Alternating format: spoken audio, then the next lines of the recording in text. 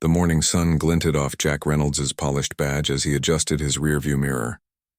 His police cruiser idled at the corner of Main and Elm, a strategic spot to catch anyone who dared to roll through the stop sign. Jack had been with the Riverside Police Department for 15 years, and in that time, he'd built himself quite a reputation. Another day keeping the peace, he muttered to himself, taking a long sip from his travel mug. The bitter coffee matched his mood most days. At 42, Jack wasn't the young hotshot he once was, but he'd cemented his position as the most feared officer in town. Some might call it respect, but fear worked better. Fear kept people in line. The radio crackled. Unit 17, we've got a complaint about teenagers gathering at Miller Park again. Jack grabbed the radio. Copy that. On my way. He didn't bother hiding his smile. Teenagers were his favorite target, easy to intimidate and always doing something they shouldn't. As he pulled into the park, a group of 5 high schoolers lounged on picnic tables. No alcohol, no drugs in sight. Just kids hanging out. But Jack didn't care. The park closed at sunset the night before and reopened at 8 a.m. It was 7:45. Morning, folks, Jack called out, approaching with his thumbs hooked in his belt, deliberately close to his holster. Park doesn't open for another 15 minutes. A boy with shaggy brown hair looked confused. We're just waiting to meet our friends before school, officer. That's Officer Reynolds to you, Jack corrected, standing tall. ID, all of you, now. One girl, no older than 16, spoke up. We're not doing anything wrong. We're just sitting here. Jack's face hardened.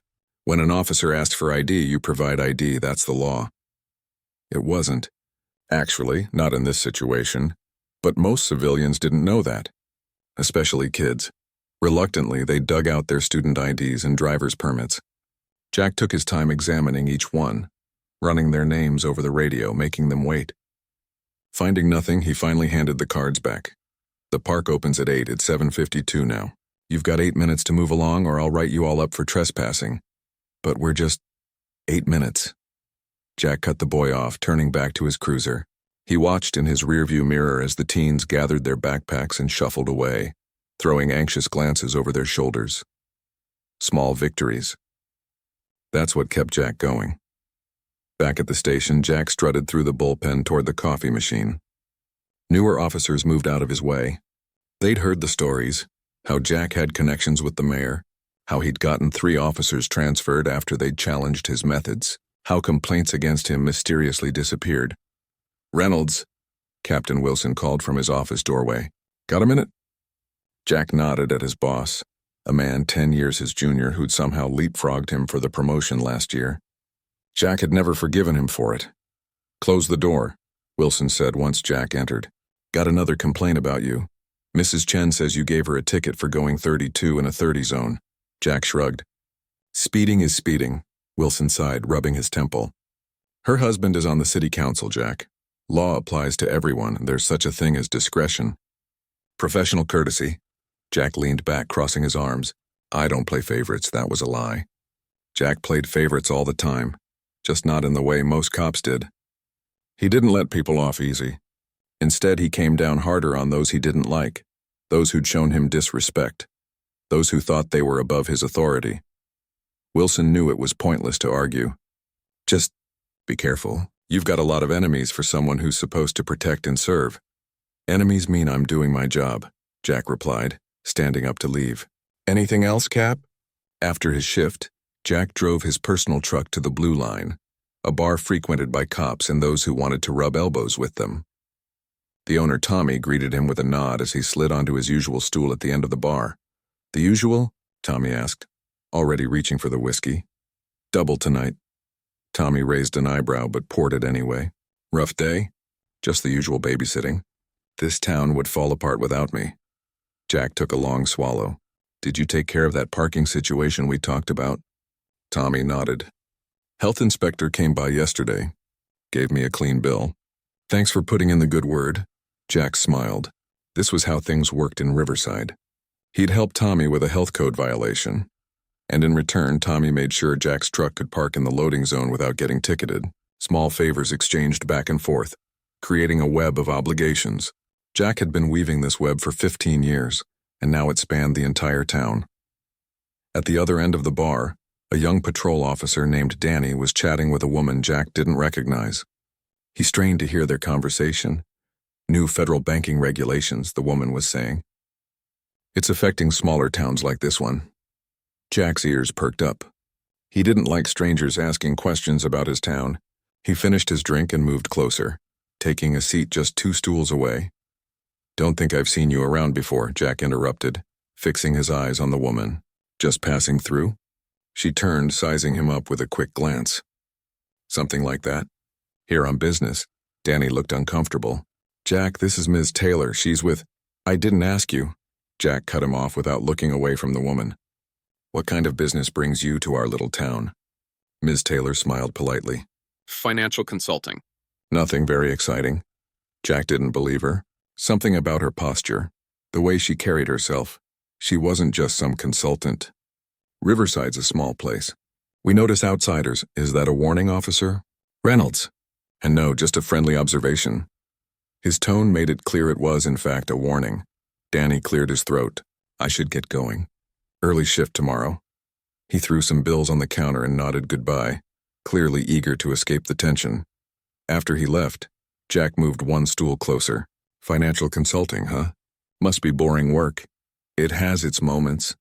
She took a sip of her drink. How long have you been with Riverside PD? Jack narrowed his eyes. Why do you care? Just making conversation. 15 years. I know every inch of this town and everyone in it. He leaned in. Which is why I know you're not telling me everything. Ms. Taylor checked her watch. Well, Officer Reynolds, it's been interesting, but I should call it a night. She placed money on the bar and stood up. Have a good evening. Jack watched her leave, memorizing her face. Tomorrow he'd run her plates, maybe ask around about what she was really doing here. Nobody came to Riverside without him knowing their business. The next morning, Jack was writing a ticket for a car parked 6 inches from the curb when he spotted Ms. Taylor coming out of the bank. She was carrying a folder and speaking intensely into her phone. He abandoned the ticket halfway through and followed her to a small coffee shop. Inside, Jack watched as she took a corner table and opened her laptop. He ordered a coffee and took a seat where he could see her screen, though he was too far away to make anything out. 20 minutes passed. She made notes, took calls, checked her watch frequently. When she finally packed up, Jack followed her outside. Fancy meeting you here, he said, stepping into her path. Ms. Taylor didn't seem surprised. Officer Reynolds. Following me now? The morning light filtered through the cheap motel curtains, waking Lisa Taylor earlier than she would have liked. She'd been in Riverside for 3 days now, and sleep didn't come easy. Something about small towns always kept her on edge. Maybe it was the quiet or the way everyone seemed to watch her. 15 years with the Bureau had taught her that secrets thrived in places like this. Lisa showered and dressed quickly, choosing a simple blouse and pants that wouldn't draw attention. Her gun and badge remained hidden, standard protocol for undercover work. As she organized her notes, she thought about Officer Reynolds. His interest in her wasn't surprising, but the intensity of his surveillance was concerning. Just what I need, she muttered, scrolling through her phone. An overeager local with something to prove. Her phone buzzed with a text from her supervisor. Progress report? Lisa typed quickly. Following money trail. Local PD showing interest. Proceeding with caution. The response came immediately. Need backup? Not yet. Will advise. Lisa grabbed her laptop bag and headed out. Her investigation into money laundering at Riverside First Bank was moving slowly but steadily. 3 local businesses showed unusual cash flow patterns, all connected to a larger operation across state lines. What she hadn't expected was the possibility of police involvement. At the diner across from her motel, Lisa ordered coffee and eggs. The waitress, Darlene according to her name tag, had a friendly smile that didn't quite reach her eyes. You're that consultant staying at the Pineview, right? Darlene asked, pouring coffee without waiting for an answer. That's right, Lisa replied. Small towns, news traveled fast. What kind of consulting? Financial regulations. Helping local banks comply with new federal guidelines. Darlene nodded, clearly unsatisfied with the vague answer. Well, Officer Reynolds was in here earlier asking about you. Lisa kept her expression neutral. Oh, what did he want to know? Everything.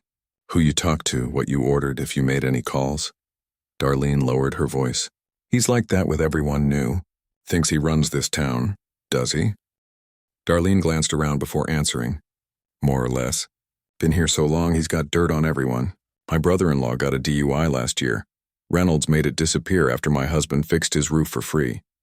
Interesting business model, Lisa said, taking a sip of coffee.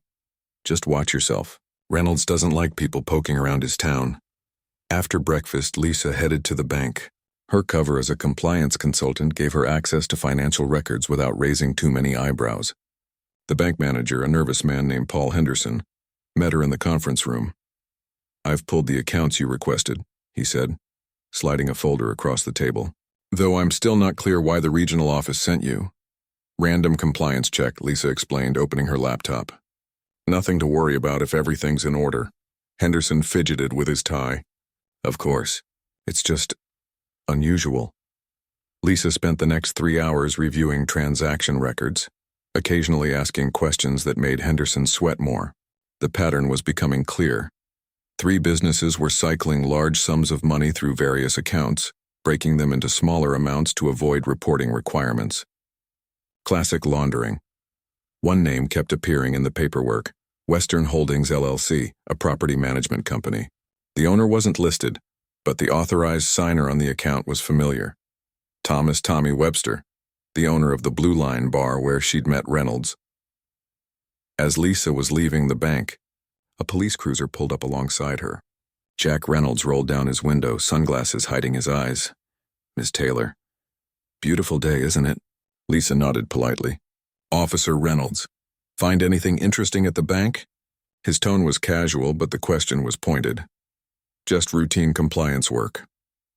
"Funny thing about routines," Reynolds said, removing his sunglasses. "We don't get federal banking inspectors in Riverside routinely. In fact, we've never had one." Lisa kept her expression neutral. "There's a first time for everything." "Indeed." Reynolds smiled, but it didn't reach his eyes. "Having dinner anywhere special tonight?" "Haven't decided. Try Giuseppe's on Main, best Italian food in 3 counties. Reynolds put his sunglasses back on. "I'll be there around 7 if you want company. I know everyone worth knowing in this town." Before Lisa could respond, Reynolds drove away. The invitation wasn't friendly. It was surveillance, poorly disguised. He was letting her know he'd be watching. Instead of heading back to her motel, Lisa drove to the county records office. If Tommy Webster was connected to the money laundering and Reynolds was connected to Tommy, she needed to know how deep the relationship went. The clerk at the records office was an elderly woman with thick glasses who moved at a glacial pace. "Property records for Western Holdings LLC," Lisa requested, showing her consultant ID 20 minutes later. The clerk returned with a thin file. "Not much here. Company was formed 5 years ago. Bought 6 properties in town." Lisa reviewed the documents. The LLC's owner was hidden behind layers of paperwork, but the attorney of record caught her attention. "William Reynolds. Any relation to Officer Jack Reynolds?" Lisa asked. The clerk nodded. "His brother. Handles most of the legal work in town." The connection was becoming clearer. Lisa photographed the documents with her phone and thanked the clerk. Outside, she called her supervisor from the car. "I've got a potential lead," she explained. "Local police officer with connections to our primary target. His brother is the attorney for one of the shell companies." "Careful, Taylor," her supervisor warned. "If local law enforcement is involved, this could get messy." "I know. I'm maintaining cover, but this officer, Reynolds, is watching me. He knows I'm not who I say I am. Need extraction?" Lisa looked out at the small town square, where Reynolds' cruiser was now parked. He was watching her from across the street, not even trying to be subtle. "Not yet. I'm close to something here." After ending the call, Lisa drove to one of the addresses listed under Western Holdings, a rundown apartment building on the edge of town. As she pulled up, she noticed a familiar truck parked nearby. Jack Reynolds' personal vehicle, the same one she'd seen at the bar. Lisa parked down the street and watched. 10 minutes later, Reynolds emerged from the building carrying a small envelope, which he placed in his glove compartment before driving away. She waited until he was gone before approaching the building. The front door was unlocked, leading to a dingy hallway with mailboxes. Most had names, but apartment 3B was labeled only Western Holdings. An elderly tenant was collecting her mail when Lisa entered. "Excuse me," Lisa said with a friendly smile. I'm looking for the building manager. That'd be Mr. Reynolds, but he just left, the woman replied. Are you looking to rent? Reynolds is the manager? Well, he collects the rent. Comes by on the 15th of every month, regular as clockwork. Lisa thanked her and left, pieces falling into place. Jack Reynolds wasn't just connected to the money laundering. He might be directly involved. A police officer collecting cash rent for a shell company was textbook corruption. That evening, Lisa decided to take Reynolds up on his dinner invitation. Keep your enemies closer, as the saying went.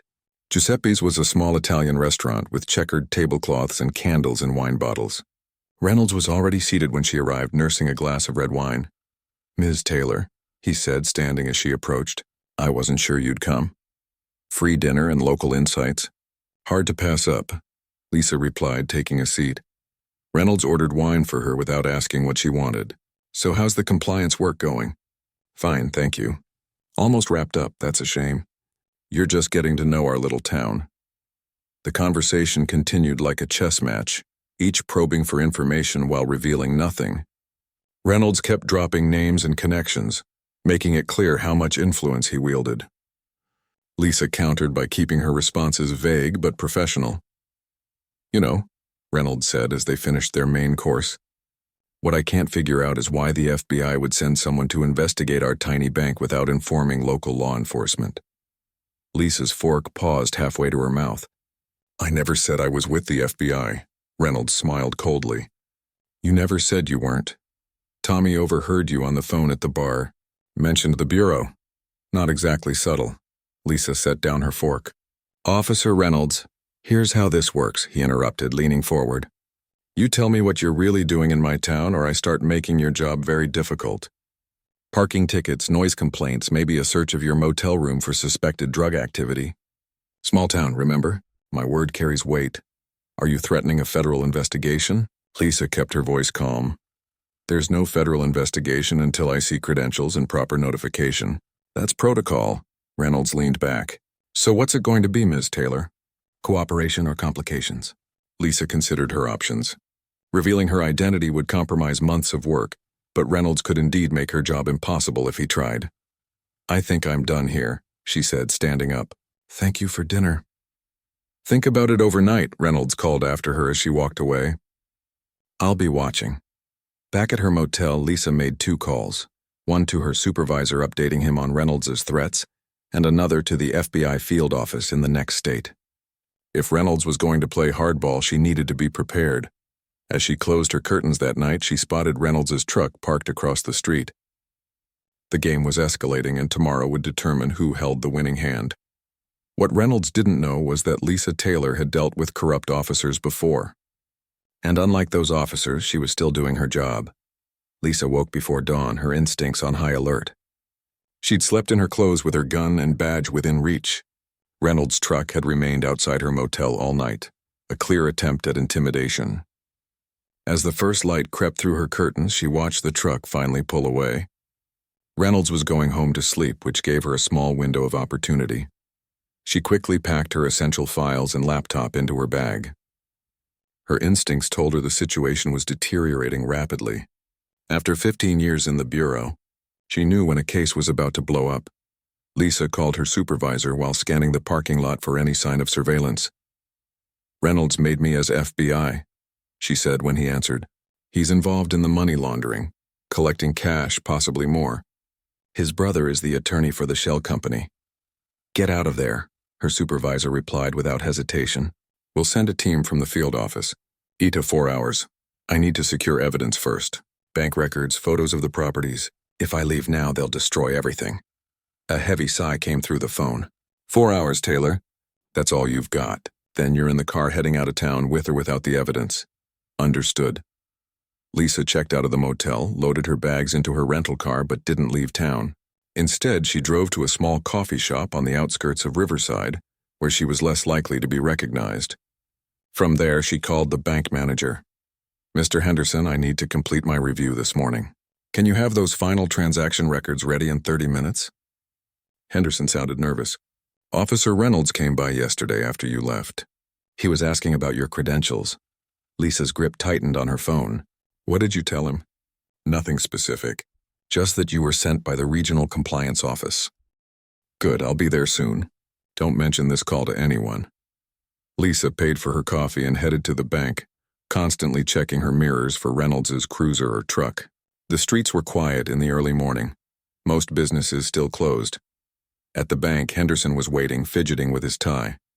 He led her to the conference room without a word and placed a folder on the table. "This is everything on the accounts you flagged," he said, his voice barely above a whisper. "Look, I don't know what's going on, but Reynolds seemed really interested in what you were looking at. Did you tell him?" "No, but," Henderson glanced at the door. "He's on the police force. If he comes back with a warrant—" "Thank you for your cooperation," Lisa said, opening the folder. "I'll be quick." She photographed every document with her phone, working methodically. The evidence was damning. Reynolds' name appeared on multiple forms as a guarantor for loans given to Western Holdings, LLC, with his brother's signature notarizing the documents. Classic self-dealing. As she finished, Henderson rushed back in. "He's here." Reynolds just pulled up outside. Lisa gathered her things quickly. "Is there a back exit?" Henderson nodded. "Through the break room. It leads to the alley. If he asks, I was never here this morning." Lisa slipped out the back just as Reynolds entered the front of the bank. From the alley, she watched him through the window, his posture aggressive as he spoke to Henderson. The bank manager pointed toward the conference room, and Reynolds headed that way. She had minutes, maybe seconds, before he realized she'd been there. Lisa hurried to her car, which she'd parked around the corner. As she started the engine, her phone buzzed with a text from her supervisor. "Backup delayed. Weather grounded flights. Ida now 6 hours. Great," she muttered, pulling out of the parking spot. She needed a place to lay low while she organized her evidence and waited for backup. Driving carefully to avoid attention, Lisa headed toward the edge of town.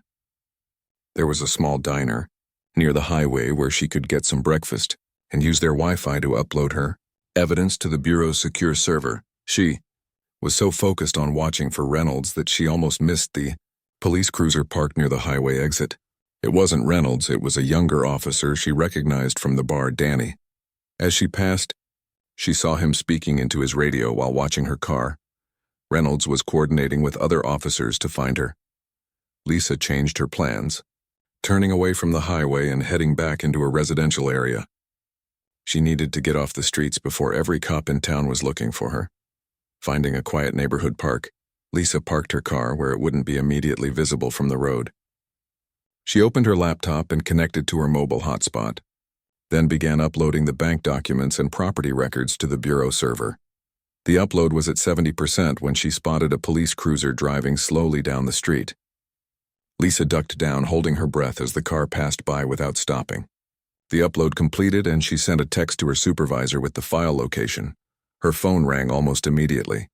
"Taylor, this is serious," her supervisor said. "The documents you sent show Reynolds is knee-deep in this operation. He's using his position to protect the money laundering. We're expediting the backup team." "I don't have 6 hours," Lisa replied, keeping her voice low. "He's got the local police looking for me." "Show your credentials if confronted. Assert federal jurisdiction. And if that doesn't work, it has to work. You're a federal agent." Lisa ended the call, knowing her supervisor didn't understand small-town politics. A badge wouldn't stop Reynolds, it would only make him more desperate. She needed to get to higher ground, the county sheriff's office maybe. Reynolds had authority in Riverside, but the sheriff might be outside his influence. As Lisa started her car, she heard the crackle of a police radio behind her. In her rearview mirror, she saw Reynolds's cruiser blocking her exit from the park. He approached slowly, one hand resting on his holster. Lisa took a deep breath and rolled down her window. "Officer Reynolds." "Ms. Taylor," he said, his face hard. "Or should I say Agent Taylor? You've been busy this morning. I'm just doing my job. So am I." Reynolds leaned down to look her in the eye. "Step out of the vehicle, please." "On what grounds?" "Suspicion of identity theft and impersonating a banking official." His smile was cold.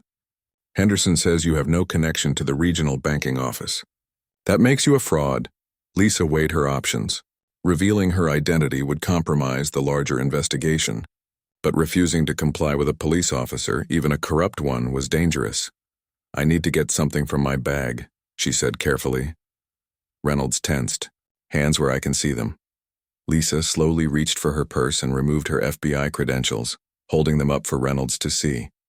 His expression flickered for just a moment before hardening again. Very convincing fake. Get out of the car. These aren't fake, Officer Reynolds. I'm a special agent with the FBI conducting a federal investigation. You're interfering with that investigation. Reynolds reached through the window and took her credentials, examining them. If you're really FBI, where's your backup? Where's your coordination with local law enforcement? You know very well why I didn't announce myself to local law enforcement, Lisa replied. You're part of the investigation. That hit a nerve. Reynolds' face flushed with anger. Out of the car now. Lisa considered driving away, but Reynolds had positioned himself to block her door. Running would only escalate the situation. She slowly got out of the car, keeping her hands visible. Officer Reynolds, I am formally identifying myself as Special Agent Lisa Taylor of the Federal Bureau of Investigation. I am conducting an authorized investigation under federal jurisdiction. Interfering with a federal agent is a serious offense. Reynolds was unmoved. Turn around. Hands behind your back. You're making a big mistake. The mistake was coming to my town and poking around without proper authorization. Reynolds roughly grabbed her wrist and spun her around, slamming her against the car as he cuffed her hands behind her back. You have the right to remain silent. As he recited the Miranda rights, Lisa caught sight of a young mother with a stroller watching from across the park, phone in hand, clearly recording the arrest. Small blessings. Reynolds searched her roughly, removing her gun and phone. When he found her FBI-issued firearm, he paused. Government-issue Glock, nice touch. Almost had me convinced. He pocketed her phone and pushed her toward his cruiser. You're going to tell me everything about your little operation, and then we'll see about federal charges for impersonating an FBI agent. Lisa remained silent as he put her in the back of his patrol car. She knew that her supervisor would be expecting regular check-ins. When she failed to report, the Bureau would accelerate the response team. All she had to do was survive the next few hours in Jack Reynolds' custody. As they drove toward the police station, Lisa watched the small town pass by through the window. Reynolds was making calls on his radio, using codes instead of plain speech. He was coordinating something, probably damage, control for the evidence she'd already sent to the Bureau. What Reynolds didn't realize was that arresting a federal agent was the one thing he couldn't fix with his small-town connections. The moment those handcuffs had closed around her wrists, his world had begun to unravel. Lisa almost felt sorry for him. Almost. The holding cell at Riverside Police Department wasn't much. A metal bench, a toilet without privacy, and walls covered in scratched initials.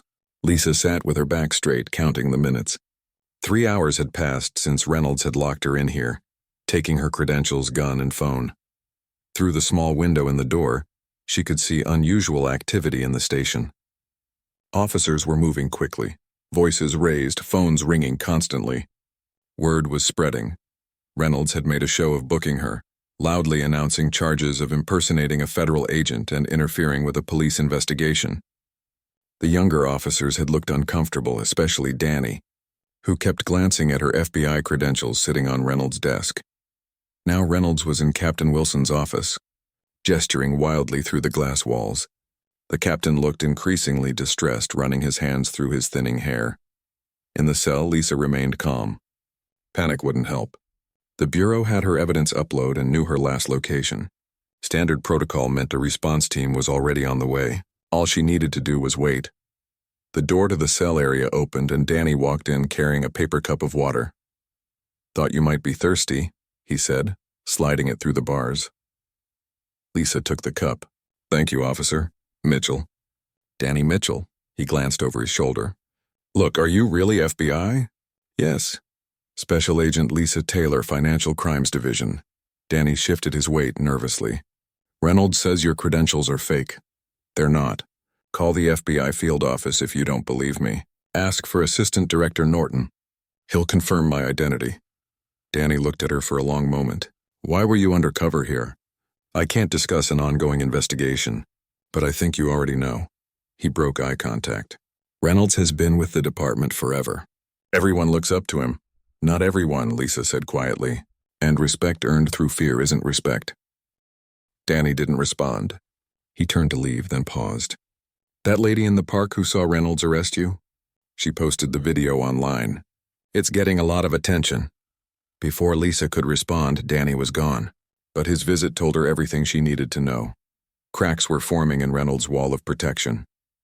Jack Reynolds slammed his hand on Captain Wilson's desk. She's lying. Those credentials are fake. Wilson rubbed his temples. The FBI field office has called 3 times, Jack. They're demanding to speak with Agent Taylor. So what? Anyone could call claiming to be FBI. The mayor is on his way here. The video of you arresting her is all over social media. Wilson looked up, his face grave. You searched her without a female officer present. You called her a fraud on camera. If she really is FBI, she's not. Reynolds interrupted.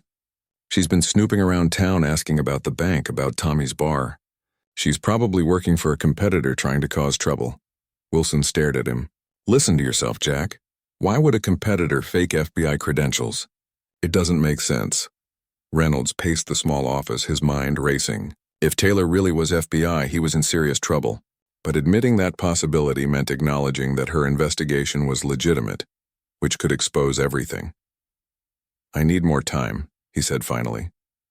Keep her in holding while I verify her story.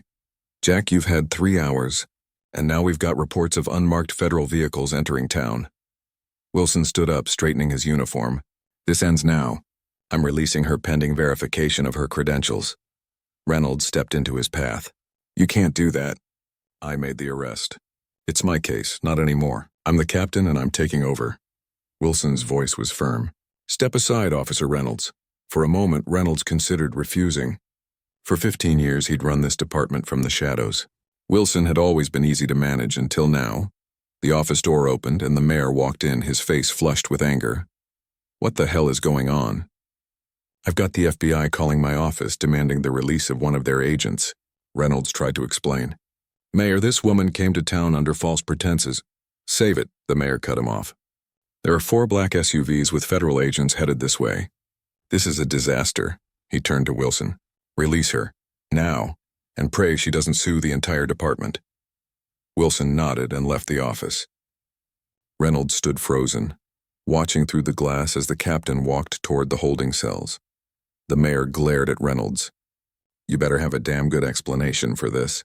Outside the police station, Diane Baker, the young mother who had recorded Reynolds' arrest of Lisa, was talking to a reporter from the local newspaper. Her video had already been shared hundreds of times. He slammed her against the car, Diane explained, gesturing with her hands. She kept saying she was FBI, but he wouldn't listen. Just handcuffed her and threw her in his car. The reporter scribbled notes. And you're sure she identified herself as FBI? Clear as day. Showed him her badge and everything. He called it fake and arrested her anyway. Diane shook her head. Officer Reynolds has always been rough with people, but this was different. He seemed angry, like it was personal. Their interview was interrupted by the arrival of 4 black SUVs that pulled up in front of the station. Men and women in suits and tactical gear emerged, led by an older man with silver hair and a stern expression. The reporter watched, wide-eyed. I think that's the FBI, Diane nodded. Good. Reynolds needs to learn he's not above the law. Assistant Director Norton entered the police station with 8 agents behind him. The front desk officer stood up, alarmed at the sudden influx of federal agents. We're here for Special Agent Lisa Taylor, Norton announced, his voice carrying across the room. I understand she's being detained by your department. Before the officer could respond, Captain Wilson emerged from the back escorting Lisa. Her wrists showed red marks from the handcuffs, but otherwise she appeared unharmed. Sir, she said, nodding to Norton. Sorry about the situation. Not your fault, Taylor. Norton turned to Wilson. Captain, I want all of Agent Taylor's possessions returned immediately. Then I'd like to speak with whoever authorized her detention. Wilson swallowed hard. That would be Officer Reynolds. I'll get him for you. Lisa rubbed her wrists as a female agent handed her a spare phone. The evidence I sent, did it come through? Norton nodded. Every document. We've already got agents at the bank securing additional records. Tell me what happened. As Lisa briefed Norton, Reynolds watched from Wilson's office, the mayor still beside him. Through the glass walls, he could see the federal agents taking over his station, his territory. You need to fix this, the mayor hissed. Reynolds stared at him. How exactly am I supposed to do that? I don't care. Just make it go away. The mayor straightened his tie. I'm going out there to smooth things over. You stay here until I call for you. As the mayor left, Reynolds sank into Wilson's chair. For the first time in 15 years, he felt control slipping away. The carefully constructed system of favors and fear that had kept him untouchable was unraveling in real time. His phone buzzed with a text from Tommy. FBI at the bar. What's happening? Before Reynolds could respond, Wilson appeared at the door with Assistant Director Norton. Officer Reynolds, Wilson said, his voice formal. This is Assistant Director Norton of the FBI. He'd like to speak with you. Norton's gaze was ice cold. Officer Reynolds, I understand you arrested one of my agents today. Reynolds stood, instinctively squaring his shoulders. She was operating undercover in my jurisdiction without proper notification to local law enforcement. Agent Taylor was conducting a federal investigation into financial crimes. She had full authority to operate without notifying local police, especially given the nature of the investigation. Norton's expression remained impassive. You interfered with a federal investigation, Officer Reynolds. That's a serious offense. I was doing my job, Reynolds insisted. Her credentials looked suspicious. Standard FBI credentials which you would recognize if you'd ever worked with federal agents. Norton stepped closer. But this isn't about mistaken identity, is it? This is about what Agent Taylor was investigating, and your connection to it. Reynolds felt a chill run down his spine. I don't know what you're talking about. Western Holdings, LLC. Your brother's legal work. The cash collections from properties. The money flowing through Tommy Webster's bar. Norton listed each item dispassionately. We have it all, Reynolds. From the main room, Reynolds heard more commotion as additional agents entered the station. Through the glass, he saw 2 agents escorting his brother William into the building in handcuffs. You can't do this, Reynolds said, but his voice lacked conviction. We have federal warrants for financial crimes, corruption and obstruction of justice. Norton handed a document to Wilson.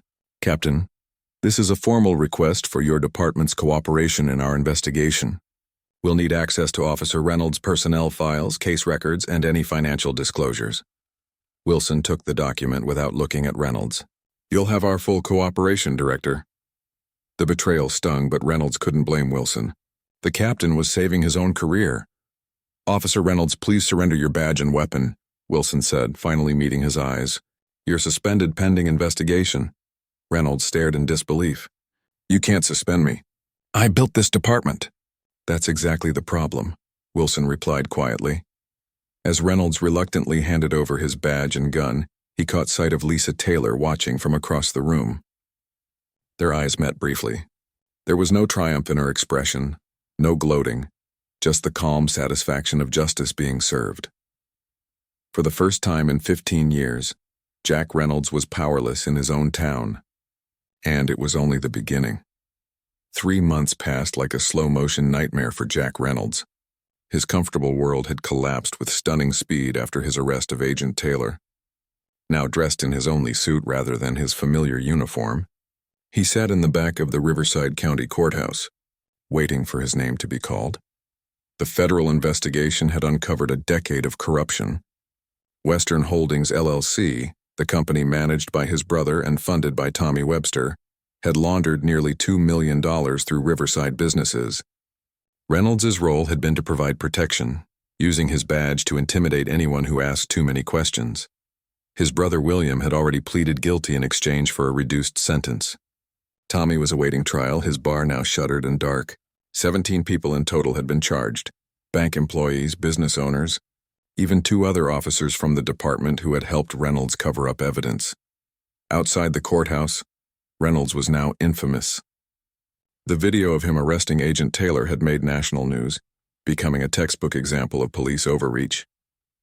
Riverside itself was in upheaval, with a special election called to replace the mayor who had resigned in disgrace after his own connections to the money laundering scheme emerged.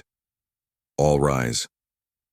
Reynolds stood with everyone else as Judge Patricia Hernandez entered the courtroom. Today's hearing would determine his fate. After weeks of negotiation, he had agreed to plead guilty to reduced charges of corruption, obstruction of justice, and interfering with a federal agent. In exchange for his testimony against others, the most serious charges had been dropped. Case number 2025 CR 471, United States versus Jack Reynolds, the court clerk announced. Reynolds walked forward with his attorney, a court-appointed defender named Michael Grant, who had been surprisingly effective despite Reynolds' initial dismissal of him. The prosecutor, a sharp-eyed woman from the U.S. Attorney's Office, stood at the other table. To Reynolds' surprise, Lisa Taylor sat in the front row of the gallery. She looked different in her formal FBI attire, her badge visible on her belt. Their eyes met briefly before he turned away. "Mr. Reynolds, you understand the terms of your plea agreement?" Judge Hernandez asked after the preliminary statements. "Yes, Your Honor," Reynolds replied, his voice less confident than it once was. "And you're entering this plea voluntarily, without coercion?" "Yes, Your Honor." The judge reviewed the documents before her. "The court accepts your guilty plea. Before sentencing, does the defendant wish to make a statement?" Reynolds hadn't planned to speak. His lawyer had advised against it, but standing there feeling the weight of his actions, something compelled him to address the court. "Your Honor, he began, then paused, searching for words. "I've had 3 months to think about how I got here. For 15 years I thought I was above the law because I was the one enforcing it. I told myself I was protecting Riverside, but the truth is I was just protecting myself and my power." The courtroom was silent. Even his lawyer looked surprised. "I can't undo what I've done," Reynolds continued, "but I want the people of Riverside to know I take responsibility for betraying their trust. And I want to apologize to Agent Taylor for my actions that day. I knew what I was doing was wrong, and I did it anyway because I was afraid of losing control." He turned slightly, making eye contact with Lisa before facing the judge again. "That's all, Your Honor."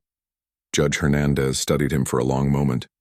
"Mr. Reynolds, your actions have caused significant damage to public trust in law enforcement. However, your cooperation has been noted by the prosecution, and your statement today suggests genuine remorse."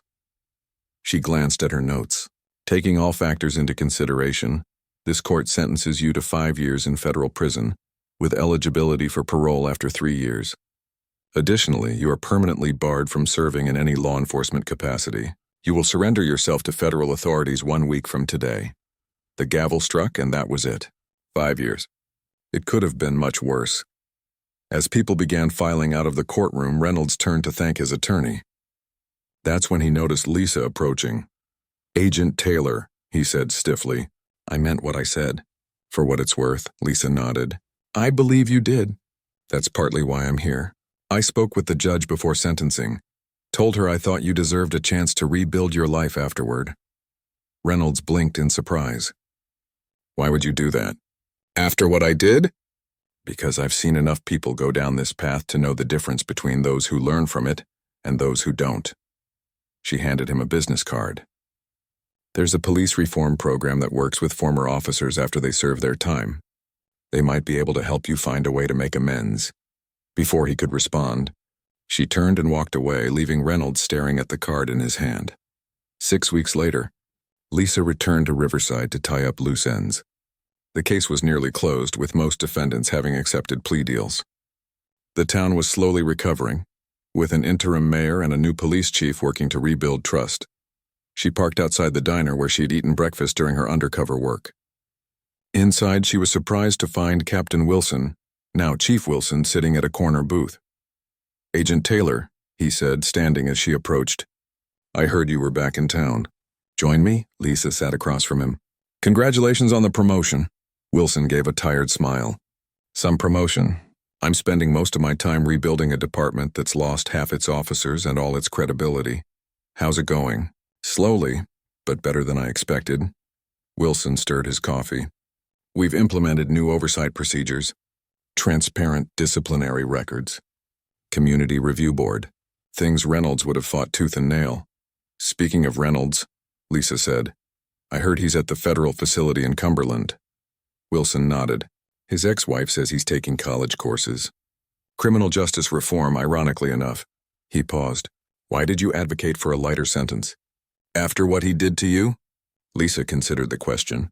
"Reynolds did terrible things, but he's not beyond redemption. Sometimes people need to hit rock bottom before they can change. You think he has?" "I hope so." The system isn't just about punishment, it's about rehabilitation too. She glanced out the window at the town square, where workers were installing a new sign in front of the police station. How are the people of Riverside handling everything?